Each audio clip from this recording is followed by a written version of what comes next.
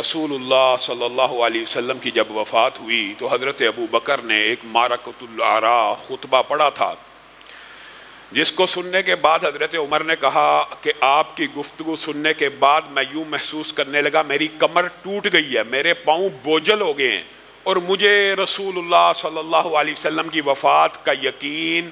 حضرت ابو بکر کے اس خطبے کے بعد آیا، اور صحابہ کو یوں محسوس ہوا کہ قرآن پاک کی یہ آیات شاید ابھی نازل ہو رہی ہیں اور شاید اس موقع ہی کے لیے نازل ہوئی تھی۔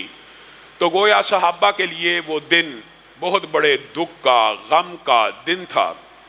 ہمارے ہاں اس حوالے سے بہت زیادہ افراط و تفرید پائی جاتی ہے، جس حوالے سے آپ کے سامنے چند گزارشات کو رکھا تھا،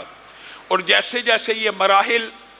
عالم ارواح سے عالم رحم مادر، عالم دنیا سے عالم برزخ کی طرف جاتے ہیں، یہ باطل تصورات اور فکر و خیالات اتنے زیادہ معاشرے میں پھیلتے ہوئے نظر آتے ہیں، حتیٰ کہ پورے کا پورا ایک گروہ انکار حدیث کا موجود ہے،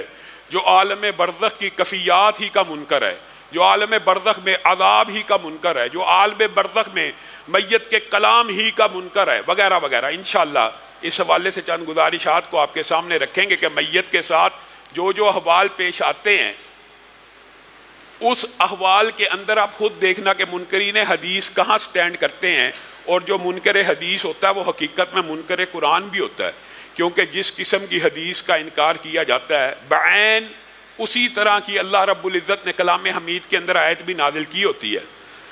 المہم یہ کہ اگر رسول اللہ صلی اللہ علیہ وسلم وفات پا گئی اور صوفیوں کے باطل تصورات کے مطابق آپ ایک لمحے کے لیے وفات پائے، آپ کا پھر دنیا سے رابطہ ہو گیا اور دنیا میں آتے جاتے ہیں وغیرہ وغیرہ، تو آپ ایک بات بتلائیے کہ رسول اللہ صلی اللہ علیہ وسلم کے پاس ایک مومنہ عورت آئی اور آ کے کہنے لگی، اے اللہ کے رسول، میں آپ کے پاس آئی ہوں، اگر اگلے سال میں آؤں اور آپ کو نہ پاؤں۔ کتنی عام فہم بات ہے، اگر موجود ہی تھے تو رسول اللہ کہتے ٹھیک ہے، میں نہ بھی ہوا میں تیرے سے ملاقات کر لوں گا۔ کہا اگر میں آؤں اور آپ کو نہ پاؤں، تو رسول اللہ صلی اللہ علیہ وسلم نے کیا جواب دیا تھا؟ پھر ابو بکر کے پاس چلی آنا، پھر ابو بکر کے پاس چلی آنا۔ گویا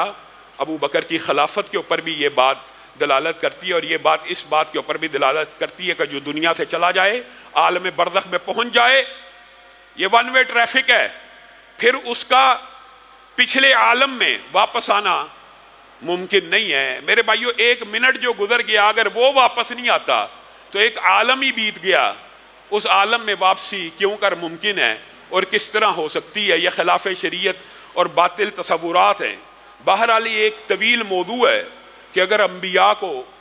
وفات آ گئی، اگر صلحاء، اولیاء، شہیدوں کو، اور یہ بات بھی سمجھنے کی ضرورت ہے،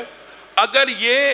وفات پا جانے والے اس دنیا کے حکم میں وفات شدہ یا فوت شدہ نہیں ہیں،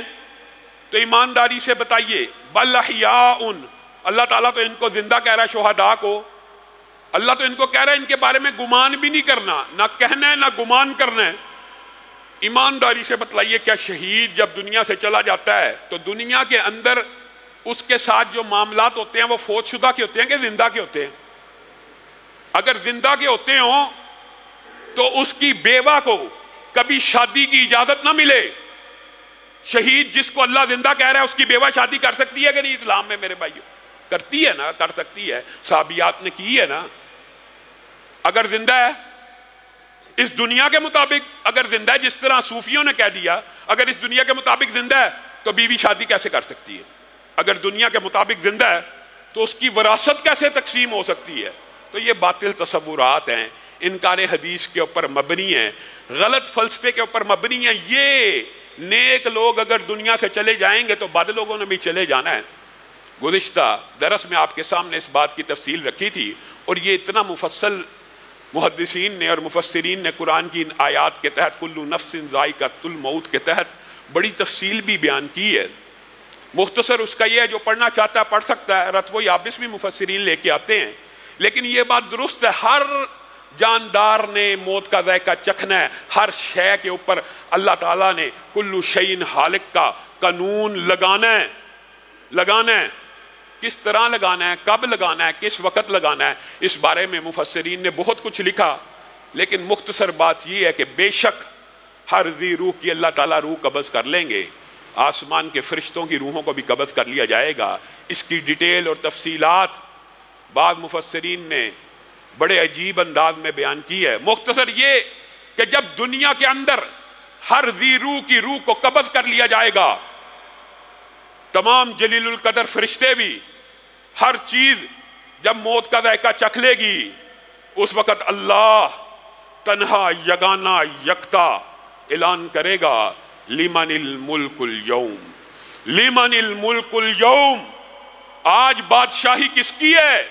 کہاں پہ ہیں وہ جابر سلطان، کہاں پہ ہیں وہ بادشاہ، کہاں پہ ہیں وہ متکبر جو اپنے ناک کے اوپر مکھی کو نہیں بیٹھنے دیتے تھے؟ اور اللہ پتہ نہیں کتنا عرصہ یہ صدا لگائے گا، لمن الملک اليوم۔ کائنات میں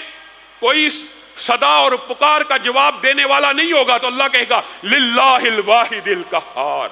وہی واحد ہے، وہی قہار ہے جو باقی رہنے والا ہے۔ ہر چیز کو موت آ جانی ہے سوائے رب کے۔ اور اس کے اوپر